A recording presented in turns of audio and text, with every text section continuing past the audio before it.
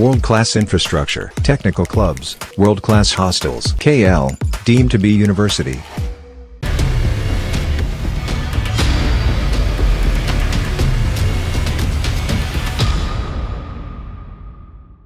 ఆంధ్రప్రదేశ్లో ఎన్నికల కాక మొదలైంది. అవును, ఇప్పటికే పార్టీలన్నీ కూడా అభ్యర్థిని దాదాపుగా ప్రకటించేసిన పరిస్థితి. ఈ నేపథ్యంలో ఒక్కొక్క నియోజకవర్గంలో ఎటువంటి పరిస్థితులు ఉన్నాయి మీకు చూపించే ప్రయత్నం చేస్తోంది ఆర్టీవీ. ఈరోజు మనం మాట్లాడుకోబోతున్నాం ఒంగోలు గురించి. ఒంగోలు నియోజకవర్గంలో ఏ పార్టీ ఎవరిని బరిలోకి దించింది, అక్కడ పరిస్థితులు ఏ విధంగా ఉన్నాయి, ఎవరి వ్యూహాలేంటి, ఎవరి ప్రతి వ్యూహాలేంటి మాట్లాడుకునే ప్రయత్నం చేద్దాం. ఎస్, చూస్తున్నారు, వైసీపీ బరిలోకి దించింది బాలినేని శ్రీనివాసరెడ్డిని, అలాగే టీడీపీ బరిలోకి దించింది దామచర్ల జనార్దన్ రావుని. ఒక్కసారి వీళ్ళ ప్రొఫైల్స్ ఏంటో చూసే ప్రయత్నం చేద్దాం. ముందుగా వైసీపీ నుంచి బాలినేని శ్రీనివాసులకు సంబంధించిన ప్రొఫైల్ ఇట్. రెడ్డి సామాజిక వర్గం, అలాగే వైఎస్ జగన్ సమీప బంధువు. దాంతోపాటు 1999, 2004, 2009లో కాంగ్రెస్ తరపున ఎమ్మెల్యేగా పోటీ చేశారు, గెలిచారు. 2012లో కాంగ్రెస్కు రాజీనామా చేశారు, వైసీపీ తరపున ఎమ్మెల్యేగా అక్కడ బరిలోకి దిగారు, గెలిచారు. అలాగే 2014లో దామచర్ల చేతిలో ఓడిపోయారు.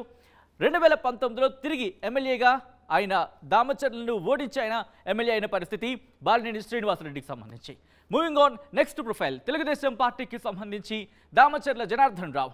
కమ్మ సామాజిక వర్గం నేత, అలాగే వ్యాపారవేత్త అయిన మాజీ మంత్రి దామచర్ల ఆంజనేయులు మనవడు. టీడీపీ తరపున 2012లో ఉప ఎన్నికల్లో పోటీ చేశారు, ఓటమి పాలయ్యారు. 2014లో ఎమ్మెల్యేగా గెలిచారు. 2019లో ఓడిపోయిన పరిస్థితి. ఇప్పుడు 2024 మళ్ళీ పోటీలో దిగిన పరిస్థితి. ఒక్కసారి ఇక్కడ నియోజకవర్గానికి సంబంధించి షార్ట్గా చూసే ప్రయత్నం చేస్తే ఒంగోలు లోక్సభ స్థానంలో ఒక భాగం ఒంగోలు, కొత్తపట్నం మండలాలు ఈ అసెంబ్లీ పరిధిలో ఉన్నాయి. ఇది ఒంగోలుకి సంబంధించి ఒక షార్ట్ అండ్ క్లియర్ పిక్చర్. ఒంగోలులో పరిస్థితి ఏంటి, ముఖ్యంగా బాలినేని శ్రీనివాసులకు సంబంధించి వ్యూహం ఏంటి, వైసీపీ వ్యూహం ఏంటి, అలాగే తెలుగుదేశం పార్టీకి సంబంధించిన వ్యూహం ఏంటి, దాంతోపాటు దామచర్ల వ్యూహం ఏంటి, అసలు ఏం జరుగుతోంది తెలుసుకునే ప్రయత్నం చేద్దాం. మా ప్రతినిధి శ్రీనివాస్ అప్డేట్స్ అందించేందుకు లైవ్లో జాయిన్ అవుతున్నారు. శ్రీనివాస్, ఒంగోలులో చాలా ఇంట్రెస్టింగ్ ప్రొఫైల్స్ కింద చెప్పుకోవాలి. ఎందుకంటే ఒకసారి ఒకరిని ఓడిస్తే ఇంకొకరిని ఓడించిన పరిస్థితి. గెలుపులు అక్కడ ఒకవైపు లేవనే చెప్పుకోవాలి. ఇప్పుడు వైసీపీ టీడీపీ వ్యూహాలు ఏంటి అక్కడ?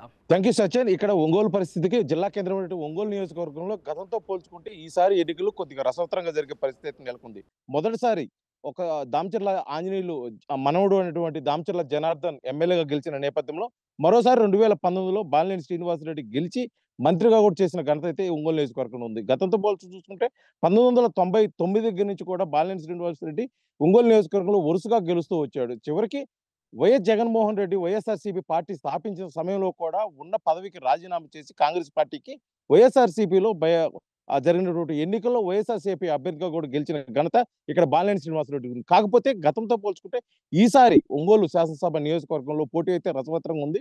ఇక్కడ ఓట్లు ఎవరికి ఎక్కువ పడతాయి, లేదా ఏ ప్రాంతం నుంచి కంటే ముఖ్యంగా అధిష్టానం నిర్ణయించిన అభ్యర్థి ఏ విధంగా ముందుకు పోతున్నాడో దానిపై కూడా ఇక్కడ ఓటర్లు దృష్టి పెట్టే అవకాశం అయితే ఉంది. ఎందుకంటే 2014లో ఒక్కసారిగా టీడీపీ అభ్యర్థి నుండి దామచర్ల జనార్దన్కి గెలిపించిన ఒంగోలు నియోజకవర్గం ప్రజలు 2019లో మరోసారి బాలినేని శ్రీనివాసరెడ్డికి అయితే అవకాశం ఇచ్చారు. ఇక్కడ ముఖ్యంగా చూసుకున్నట్లయితే ఓటింగ్ శాతం కమ్మ, ఎస్సీ, అదేవిధంగా కాపు ఓటింగ్ అయితే ప్రభావితం చూపుతుంది. ఎందుకంటే ముఖ్యంగా ఒంగోలు పట్టణం కంటే ఉన్న రెండు మండలాల్లో, కొత్తపట్నం, ఒంగోలు మండలాల్లో కొత్తపట్నం రూరల్ ఏరియాలో ఉన్నటువంటి ఓటింగ్ అయితే ఇక్కడ ప్రభావం చూపే అవకాశం అయితే ఫుల్గా ఉంది. కాకపోతే ఈసారి బాలినేని శ్రీనివాసరెడ్డికి కొంచెం గడ్డు పరిస్థితులు అయితే ఎదుర్కొనాలి.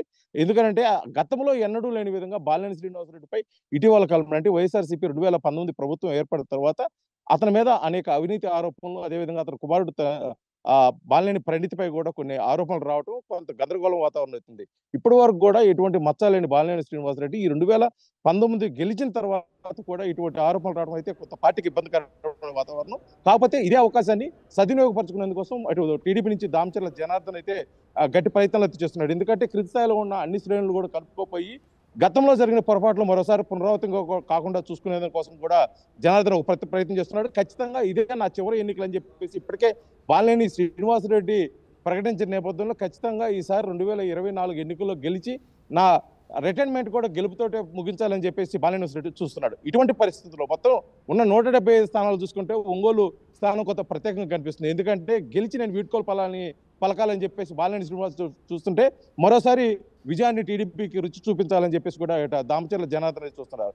మొత్తానికి ఇటు సమీకరణాలు చూసుకున్నట్లయితే కులపంగా కానీ ఈసారి టీడీపీకి అదేవిధంగా వైసీపీకి రెండు సమన్వయంగా మంచి గట్టి ఫైట్ అయితే ఇక్కడ ఒంగోలు నియోజకవర్గంలో జరుగుతుంది. కాకపోతే ఎన్నికల నోటిఫికేషన్ వచ్చిన తర్వాత కూడా ఈ సమీకరణాలు రోజు రోజుకు మారుతూ వస్తున్నాయి. ఎందుకంటే నియోజకవర్గాల్లో పార్టీలు చేరేవారు, అదేవిధంగా పార్టీని విడిచిపెట్టేవాళ్ళు రోజు రోజుకి అటు ఆ పార్టీకి ఈ పార్టీకి రెండింటికి కూడా ఎక్కువ అవుతున్న ఈ సమయంలో అసలు ఎవరు పక్క ప్రజలు ఉన్నారు అనేది మటుకి పూర్తిగా అయితే ఎన్నికలు వరకు వేచి చూడాల్సిన పరిస్థితి ఉంది. మొత్తానికైతే మటుకి ఇక్కడ ఫైట్ అయితే గట్టిగా ఇరువురు అభ్యర్థుల మధ్య అయితే గట్టిగా జరుగుతుంది. గతంతో పోల్చుకున్నట్టు ఈసారి మటుకి భిన్నంగా ఉండబోతుంది అయితే స్పష్టంగా అయితే తెలుస్తున్న పరిస్థితి అయితే ఒంగోలు నియోజకవర్గం నుంచి అయితే ఉంది. Sachin right Srinivas, thanks for update. So మొత్తంగా అయితే మాత్రం ఒంగోలుకు సంబంధించి ఒక గట్టి పోటీ కనిపిస్తుందనే చెప్పుకోవాలి. ఎందుకంటే ఒకసారి విజయం సాధిస్తే మరొకసారి విజయం సాధించిన నేపథ్యంలో ఈసారి ఒంగోలులో పాగా వేసేది ఎవరు, ఒంగోలు నుంచి ఎమ్మెల్యేగా ఎవరు అసెంబ్లీలో అడుగు పెడుతున్నారనే ఉత్కంఠ మాత్రం కొనసాగుతుంది. సో చూద్దాం జూన్ 4న ఫలితాల్లో.